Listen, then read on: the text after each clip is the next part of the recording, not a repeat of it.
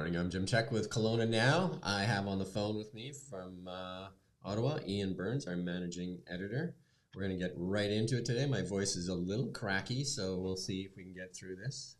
Ottawa accused of turning its back on endangered species. We're going to play a little clip from this. We're almost going to cue that up. Kent Mulgat was out there and did an interview. I'm still on the screen, though.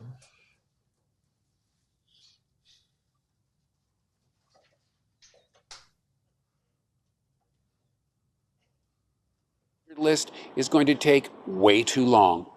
Yeah, we're trying to make, I guess it's a twofold point. The first is, the report talks about the number of species that need to be assessed by CSIWIC, which is essentially a bunch of independent scientists who look at species and go, are these at risk? Are they at risk of extirpation? Could they become endangered? And so that report basically said it's going to take over 100 years for the government of Canada to go through this process to identify if these species are at risk. So that's the first part of the issue is we're talking like generations of people before we even know what is going on with a number of these species. Okay, but could they not just... And I'm back. In 5 things this morning, CRA launched a witch hunt to find out who's the whistleblower exposing millions in bogus refunds. That ties us into what's going on in the United States with this newly set up government arm called Doge.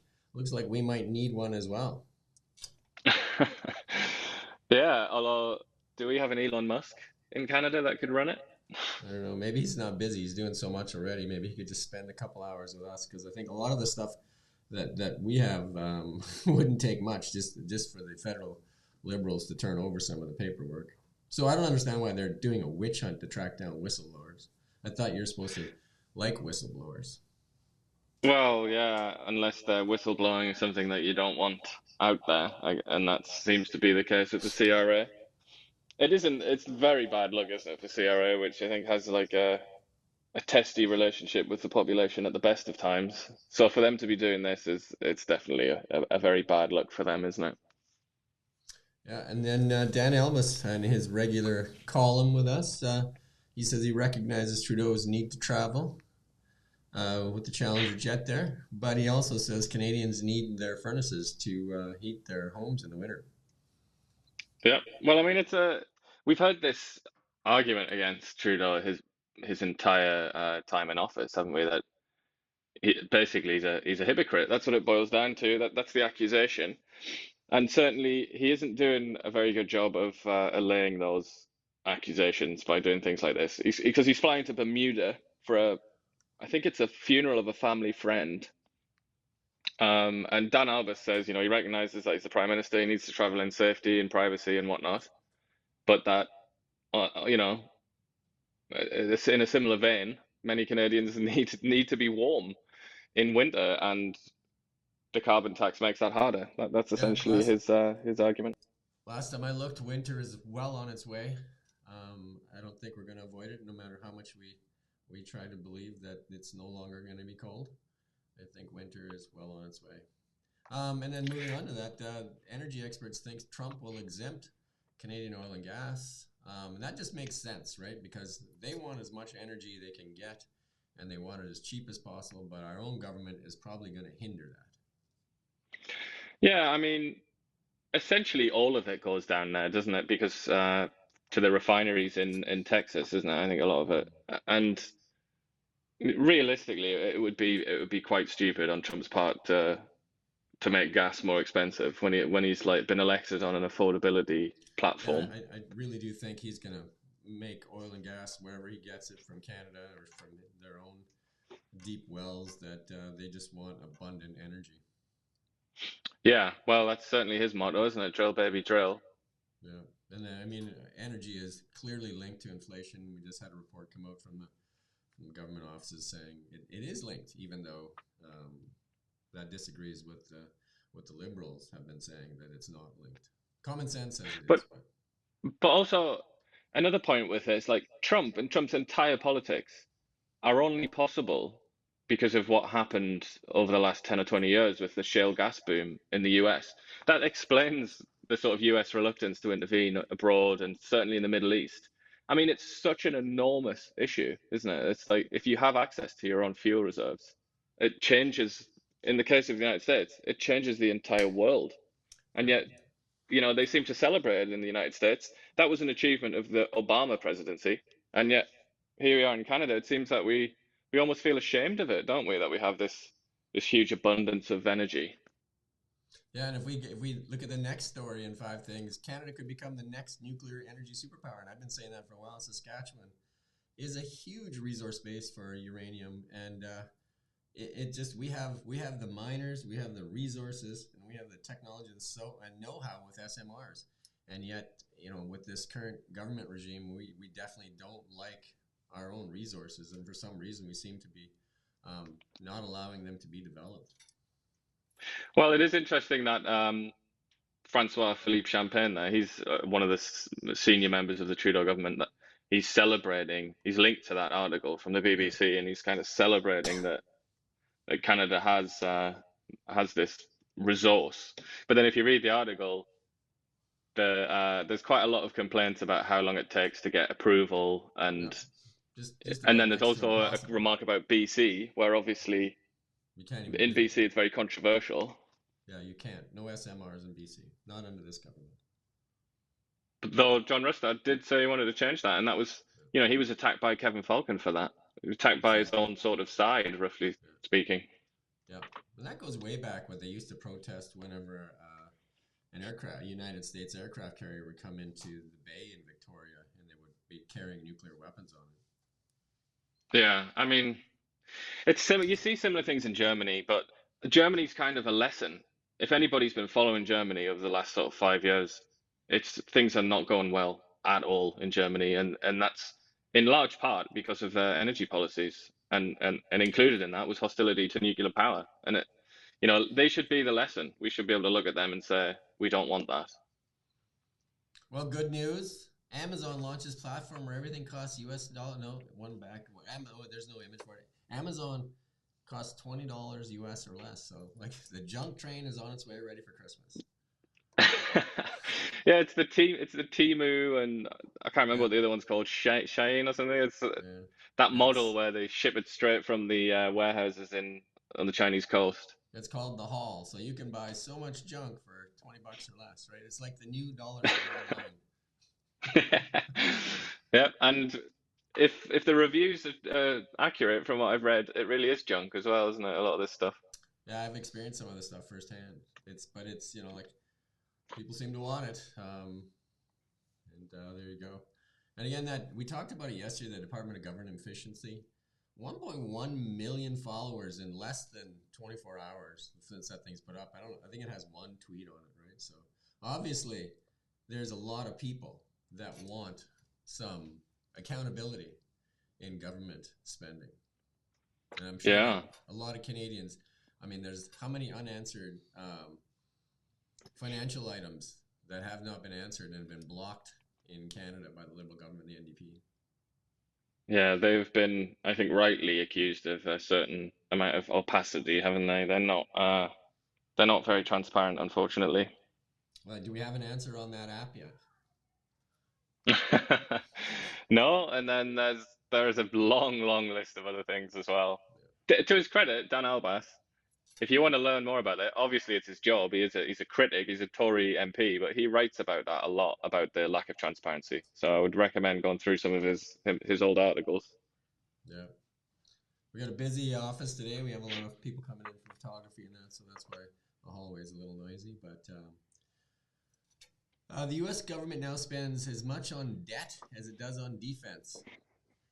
And that's another reason for this Department of Government Efficiency. A lot of the media outlets, especially on the left, have been losing their minds on this new Department of Efficiency, saying that, taking shots at Elon Musk. But there's been a lot of people coming to the defense of Elon Musk, including Bill Ackerman and a few other guys that have done really well, saying to have like a Thomas Edison just turn his attention to the federal government for 18 months would be, I mean, I would pay his airfare to come here and do that in Canada. Would you chip in? Well, I think he's still got a Canadian passport, hasn't he? And he does tweet about Canada now and then. He does, yeah. When he's being negative, yeah. Yeah. And then there was this tweet that was out there that from Francois Philippe Champagne saying how Canada's leading the way in Canadian artificial intelligence, and I thought, oh, that's interesting, right? But then if you go down to Justin Trudeau's tweet, the next one there on oh no, there you go. This is about AI safety, not AI itself. So I'm sure Sam Altman and Elon are just waiting for the Canadian government to legislate them. Well, Elon he's very vocal about how strongly in favor he is of regulation of AI, but Yeah. I think it would be more to do with the people who are setting themselves up as regulators. In this case, I don't think Elon will be likely to Yeah, trust Champagne to do neither that Sam work. Altman or Elon would probably say, yeah, Canada has a really great model for censoring media. If we look at Bill C-18 and we look at the health of media, not a pretty picture. And then that digital sales tax and on and on and on and on, right?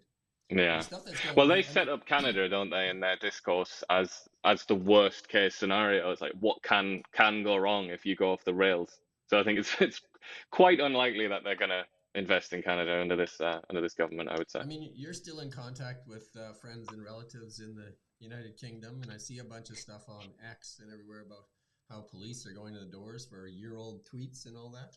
Anything you? Yeah, that has been happening now for years, and it's yeah, it's I mean, those laws are on the books here as well in Canada, and there's an Online Safety Act which would make it worse. That's the one.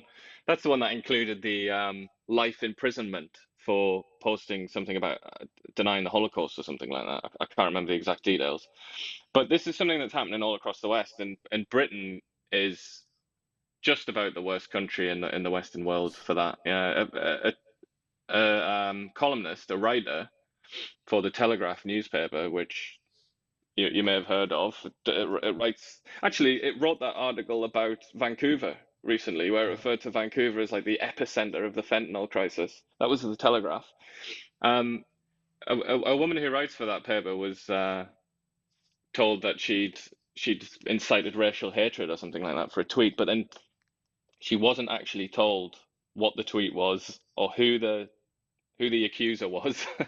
It's, I mean, it really is Kafkaesque. It's quite an overused adjective, but something, so hard to defend yourself. yeah, it's literally Franz Kafka. It's if anyone's ever read The Trial, or there's a film actually as well, it was made in the 50s or something like that. That's what it is. That's what happens. That's the premise. Is that he's accused of a crime, but he's not told what it is, and he's not told who accused him. That's what's happening. It's surreal, and this is all in the supposedly in the interests of what they call online safety, but it doesn't seem to be making people like that very safe, I must say. So there's a lot of people making noise about leaving X. The Guardian, one of them, and a couple of, I think one person from The View already has said they've deleted their account. Well, where are they going to go? I mean, there's the Blue Sky, isn't there? And then Mastodon is another one, but Threads actually. There's a few rivals, but I think there's there's Truth Social. I don't think the Guardian is going to go there. Well, so yeah, but it's this we saw this happen when Twitter was controlled by how can we put it? People of a more left-wing disposition, let's say. We saw this with people on the right who went to Gab, didn't they? And then there was that other one, the one that was actually removed from the Apple Store. Yeah, it started with a P. I can't remember what pro. Parler, yeah. Parler, there you go. So we saw that happen, and those platforms didn't really come to much, I don't think, did they? It's really hard to grow your audience again. You know what I mean? Like, especially in this day and age, people don't unless you're like have clout like Elon, like growing 1 million on an account is a lot tougher than it was in the day, right? So yeah, I mean, it's because you're starting to get like established accounts, aren't you? And certainly established platforms. Like I don't know a single person, I don't know if you do, that likes Facebook, for example, and yet there it remains, and it's just got such a market dominance that it just hangs on. I rarely use it, especially with what they've done to us. through Bill C-18. I mean, they're a party. Yeah. And then there is, a few other ones out there, Rumble and TikTok, and I don't go to any of those, but there you go, and we shall see how it all plays out. The machine is pretty mad at what's happened, and they're working really hard. Chris Wallace even left CNN. He's going to go out on his own, become Joe Rogan. Yeah. I can't see it myself, but maybe stranger things have happened. I think that like some of those media outlets, there's such a far left faction on there, and there's some people that are really trying to still do the news, and they're probably just getting, have had enough, I would say like guys like Jake Tapper and stuff like that, and they do some good work, and they sit there in those arguments, and they're like, you can see it in their eyes. They're just like, why am I here? Right? Yeah. But it's a strange situation. Like if we're gonna go shift over completely to the podcast model, anybody that's watched Joe Rogan knows that whenever a point is raised, like a guest raises a point that Joe Rogan is unfamiliar with or doesn't, he doesn't believe them or something like that, he asks his little guy to type it into Google, and then usually, 7 times out of 10 or something, they end up on CNN's website or whatever it is, or the Guardian.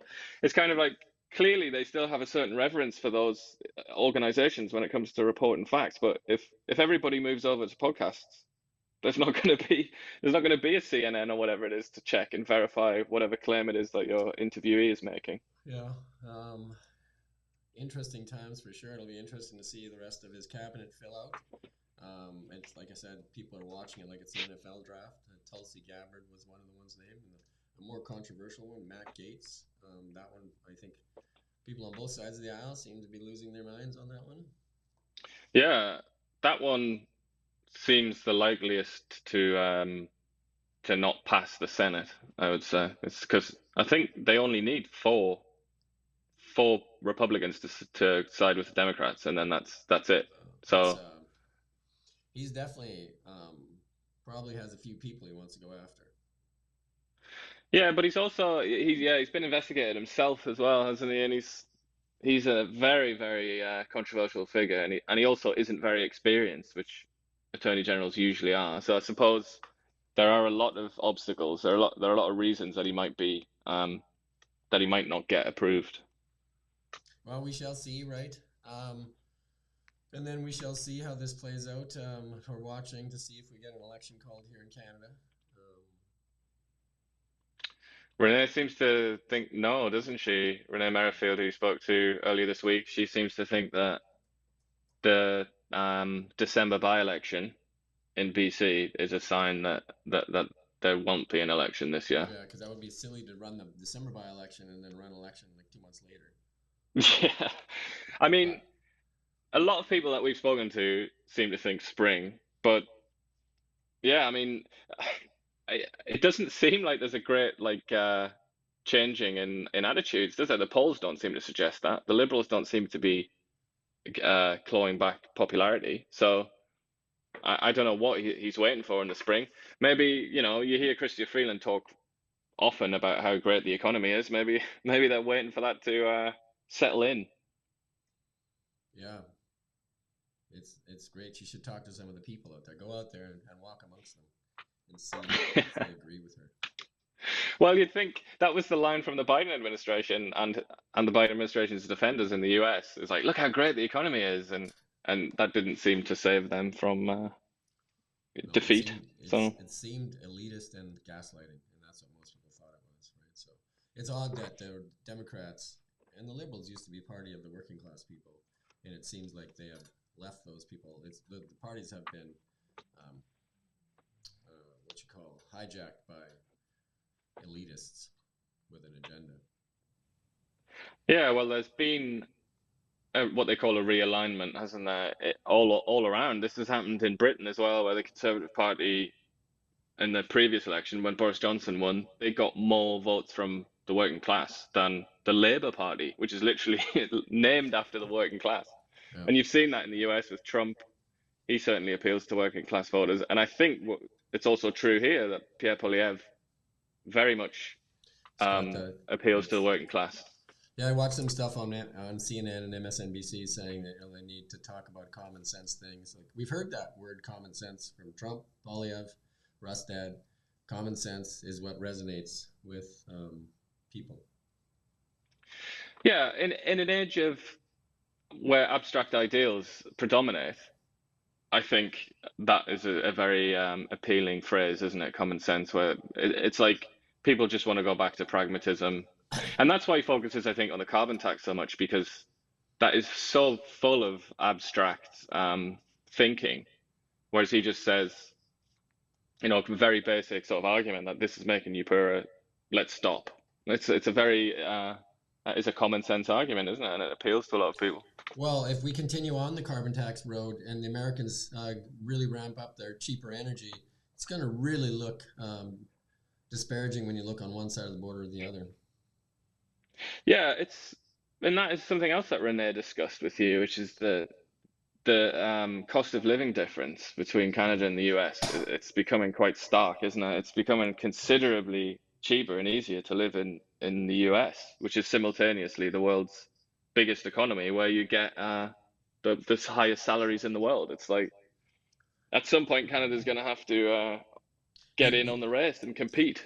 You don't have to be a rocket scientist to look around the world and see nations rich in energy have a better standard of living for their people. And Canada is rich in energy, but we have a government that is suppressing our natural resources. Well, yeah, and then there's also, you have to ask why. Why would they be doing such a thing? And it's because there are many millions of voters in Canada that want that. They want fossil fuels to be completely removed from the system, and they look at that as beneficial to the environment, but it also comes with consequences like a lower standard of living. Yeah, I mean, I drive an EV and have solar. I'm all for that, but I think you can't punish the people to this extent, and especially the people that get punished the most are the people that can least afford it, and it's just elitist to do this, especially when you're flitting around. I think there was a Liberal MP that said this summer that people shouldn't even go on holidays. Mark Holland. Yeah. Well, what he said, the health minister, that is, he said he saw it because Pierre Poilievre does that, doesn't he? He drives around in like a Winnebago and he makes videos, and it was kind of he just said he attacked him for doing that, didn't he? For polluting the environment. Meanwhile, his boss is jetting around with 2 jets most of the time, not just one. Well, yeah, I mean, I also wonder, how does Mark Holland get around Canada? Does he take a skateboard to Vancouver if he's going to go there? I don't know. Well, that's it for today, though. That was your Need to Know with myself and Ian Burns. And we'll see you tomorrow. And hopefully everybody feels better, especially me. Thank you for watching Kelowna Now. We don't just report the news. We live here too. We're your neighbors, bringing you stories that matter to all of us. No government funding, no outside influence. Kelowna Now, local, independent.